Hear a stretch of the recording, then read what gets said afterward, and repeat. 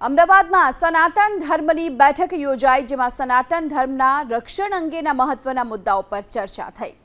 આ સાથે જ દેવી દેવતાઓના અપમાન કરવા મુદ્દે સ્વામિનારાયણ સંપ્રદાયના 14 ફિરકાઓને નોટિસ મોકલવામાં આવશે તેવી વાત ડોક્ટર જ્યોતિનાથ મહારાજે કરી છે।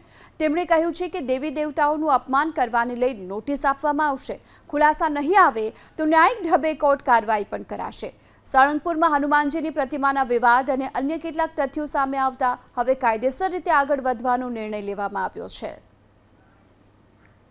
ઘણા વખતથી આપણે જોયું સારંગપુરથી ઘટના છે કે વારંવાર પુસ્તકોમાં જે છપાયું છે, વારંવાર ક્યાંક ને ક્યાંક અમારા ગુરુ મહારાજ લઘુ શંકા કરવા ગયા અને તેમાં બ્રહ્મા વિષ્ણુ મહેશ તણાઈ ગયા અને આવી બધી વાહિયાત વાતો।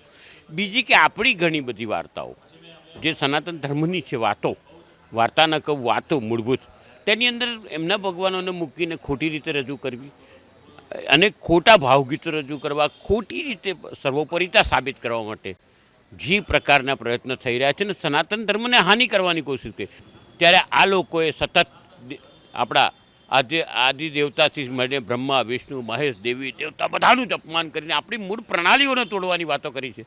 તેની સામે વાંધો છે।